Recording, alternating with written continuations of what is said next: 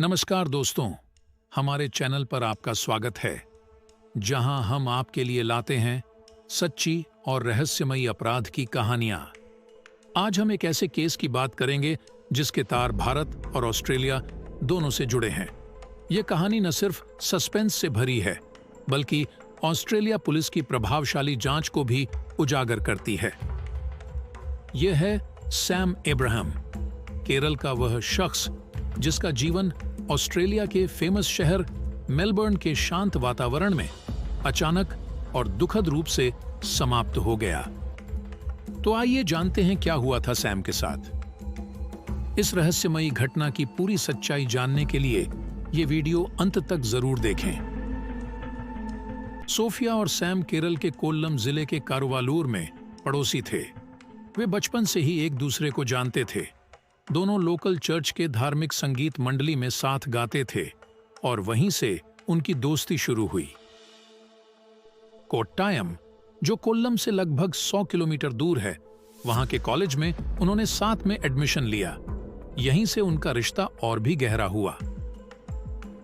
उन दोनों के बीच प्यार का रिश्ता इतना मजबूत हो गया कि दोनों ने शादी करने की ठान ली। सैम के पिता इस रिश्ते के लिए तैयार नहीं थे और उन्होंने इसका विरोध भी किया, लेकिन सोफिया ने उन्हें धमकी दी कि अगर वे स्वीकार नहीं करते तो वो खुदकुशी कर लेगी। इसके बाद सैम के पिता ने शादी को मंजूर कर दिया और उन्होंने 2008 में शादी कर ली। सैम और सोफिया इस शादी से बहुत खुश थे। शादी के कुछ समय बाद सैम दुबई शिफ्ट हो गए और वहां वे यूएई एक्सचेंज के लिए काम कर रहे थे। सोफिया बेंगलुरु और तिरुवनंतपुरम में सॉफ्टवेयर कंपनी में जॉब कर रही थीं।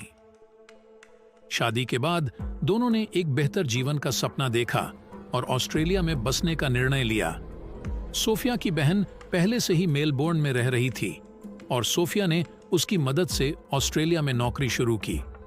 कुछ महीने बाद सैम भी वहां शिफ्ट हो गए और उनके परिवार ने मेलबोर्न के एक उपनगर एपिंग में नई जिंदगी की शुरुआत की। सैम और सोफिया का एक छोटा बेटा भी था।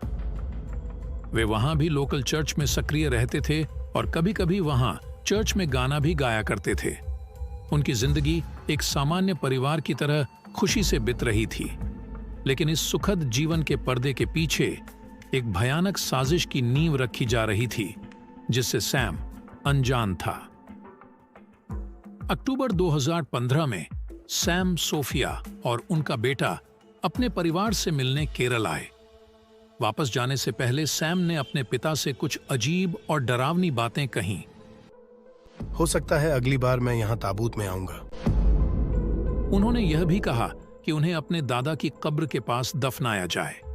सैम ने संकेत दिया कि सोफिया के साथ कुछ गंभीर समस्याएं चल रही थीं, पर उनके पिता ने इन बातों को गंभीरता से नहीं लिया और समझाया कि ऐसी अशुभ बातें न करें। इन डरावने संकेतों के बावजूद सैम 11 अक्टूबर 2015 को मेलबोर्न लौट आए। 3 दिन बाद 14 अक्टूबर को एक भयानक घटना घटी। सोफिया जब सुबह उठी तो उसने सैम को अपने बगल में मृत पाया। उनके मुंह से झाग निकल रहा था और उनकी सांस नहीं चल रही थी। सोफिया को लगा कि सैम को हार्ट अटैक आया है और उसने घबराहट की स्थिति में रोते हुए इमरजेंसी सर्विस को कॉल किया। डॉक्टरों ने आके सैम के ऊपर सीपीआर का प्रयास किया, पर उनके आने से पहले ही सैम की मौत हो चुकी थी। सैम की बॉडी को पोस्टमार्टम के लिए ले जाया गया और शुरुआत में इसे एक प्राकृतिक मौत माना गया। सोफिया ने जल्दी से सैम के शव को अंतिम संस्कार के लिए केरल ले जाने की व्यवस्था की। केरल में सैम अब्राहम का अंतिम संस्कार हुआ। सोफिया और उसका 7 साल का बेटा शव के साथ आए थे। सोफिया का व्यवहार एक दुखी विधवा के समान था। सोफिया सैम के शव के पास बैठकर रो रही थी। सैम को दफनाने से पहले सोफिया ने उनके सर पर चूमते हुए उन्हें अलविदा कहा। अंतिम संस्कार के कुछ दिनों बाद सोफिया अपने बेटे के साथ ऑस्ट्रेलिया वापस आ गई और वह हर हफ्ते अपने ससुराल वालों से फोन पर बात करती रही। सोफिया के इस अपनेपन वाले व्यवहार में कभी भी सैम के पिता या उसके घर वालों के मन में कोई संदेह नहीं आया। उन्हें पता ही नहीं था कि उनकी बहू ने अपने साथ कितने गहरे राज छुपा रखे थे। लेकिन अगस्त 2016 सैम की मृत्यु के लगभग 10 महीने बाद अचानक सोफिया का कॉल आना बंद हो जाता है। इससे सैम के पिता और उनके परिवार वालों को सोफिया के साथ कोई अनहोनी होने का डर लगने लगता है। उन्होंने ऑस्ट्रेलिया में अपने जानकारों से जब सोफिया की खबर लेने के लिए कहा, तो जो उन्होंने सुना वो सुनकर उनके होश उड़ गए। ऑस्ट्रेलिया पुलिस ने सोफिया और अरुण नामक एक व्यक्ति को सैम के मर्डर के आरोप में गिरफ्तार कर लिया था। यह सुनकर उन्हें यकीन नहीं हुआ कि यह सब सच में हो रहा था। सैम के परिवार को यह सुनकर बड़ा धक्का लगा, क्योंकि उन्हें कभी ऐसा अंदाजा भी नहीं लगा था कि सैम का मर्डर हो सकता है। उनके मन में कई सवाल उमड़ रहे थे। कौन था ये अरुण, और सोफिया का इस मर्डर से क्या ताल्लुक है? सैम की मौत के बाद शुरुआती जांच में डॉक्टर ने पुलिस को बताया कि सैम के शरीर में जहर पाया गया था। इससे वहां की पुलिस के कुछ अधिकारियों ने इस केस को प्राकृतिक मृत्यु मानकर बंद न करने की गुहार की थी। हालांकि सोफिया ने सैम की डेड बॉडी इंडिया भेजकर अंतिम संस्कार करवा दिया था, लेकिन उन अधिकारियों के अनुरोध पर इस केस को खुला रखा गया और गुप्त तरीके से इस पर जांच चलती रही। इस बीच पुलिस एक गहन जांच में लगी हुई थी। महीनों तक डिटेक्टिव्स ने सोफिया और अरुण पर नजर रखी, उनके गुप्त मुलाकातों को नोटिस किया। उन्होंने दोनों के बीच 100 घंटे से अधिक की फोन बातचीत को इंटरसेप्ट किया। चूंकि ये कॉल अधिकतर मलयालम भाषा में थीं, इसलिए उन्हें ट्रांसलेटर की मदद लेनी पड़ी। पुलिस ने पाया कि सोफिया और अरुण ने हत्या से 1 साल पहले एक जॉइंट बैंक खाता खोला था और सैम की कार को उसकी मौत के 5 महीने बाद अरुण के नाम ट्रांसफर कर दिया गया था। लेकिन अब भी एक अहम सवाल था कि अरुण था कौन और उसने सैम को कैसे मारा। दरअसल अरुण केरल में सोफिया और सैम के कॉलेज में ही इंस्ट्रूमेंटेशन इंजीनियर की पढ़ाई कर रहा था जब दोनों की पहली मुलाकात हुई।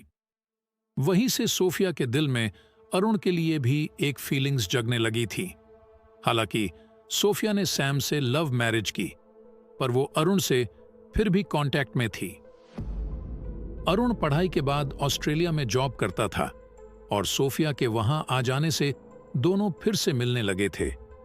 सैम के भी ऑस्ट्रेलिया शिफ्ट होने के बाद इन दोनों के बीच मिलना कम हो गया था। दोनों एक दूसरे से अपने प्यार का इजहार एक डायरी में अपनी भावनाओं को लिख के व्यक्त किया करते थे। वो अक्सर एक दूसरे के साथ जिंदगी बिताने की बात करते थे। इसी चाहत को पूरी करने के लिए उन्होंने एक घिनौने साजिश को जन्म दिया। जुलाई 2015 सैम की हत्या से लगभग 3 महीने पहले सैम पर एक नकाबपोश व्यक्ति ने हमला किया था, जो ट्रेन स्टेशन पर उनकी कार के पीछे छिपा हुआ था। इस हमले के दौरान सैम को गर्दन और गाल पर चोटें आई थीं। वो नकाबपोश अरुण ही था जिसने सैम को उस दिन मारने का प्लान बनाया था। अरुण का यह प्लान फेल हो गया। 13 अक्टूबर 2015 की रात अरुण और सोफिया ने मिलकर अपनी साजिश को आखिरी अंजाम दिया। सोफिया ने सैम को रात के खाने और जूस में साइनाइड मिलाकर दिया। साइनाइड से सैम की मृत्यु हो गई और सोफिया ने सुबह होने का इंतजार किया कि वो इस मौत को नींद में आई हार्ट अटैक का रूप दे सके। पुलिस को अब भी एक सबूत की जरूरत थी जो कोर्ट में ये जुर्म साबित कर पाए। इसी जांच के दौरान पुलिस के एक अंडरकवर एजेंट ने अरुण से दोस्ती बनाई और उन्हें इस मामले में आखिर वो ब्रेक तब मिला जब अरुण ने एक दिन अंडरकवर एजेंट के साथ ड्रिंक करके बताया कि कैसे अरुण ने एक आदमी को साइनाइड देकर मारा है। 10 महीने की इस जांच के बाद आखिर पुलिस ने अगस्त 2016 में सोफिया और अरुण को गिरफ्तार कर लिया। कोर्ट में कई दिन चले दलीलों के बाद जज ने सैम के हत्या को एक गंभीर हत्या का उदाहरण बताया। आखिरकार सैम के हत्या के आरोप में सोफिया को 22 साल की कारावास सजा सुनाई गई और अरुण को 27 साल की सजा सुनाई गई। यह केस एक दुखद सच्चाई का उदाहरण है कि कुछ लोग नाजायज प्रेम के नाम पर किस हद तक जा सकते हैं। यह विश्वासघात की एक ऐसी कहानी है जो मेलबोर्न के शांत उपनगरों में उभर कर सामने आई, जिससे एक छोटा बच्चा पिता के बिना, माता पिता बेटे के बिना और एक समुदाय सदमे में रह गए। हमारे चैनल से जुड़ने के लिए धन्यवाद।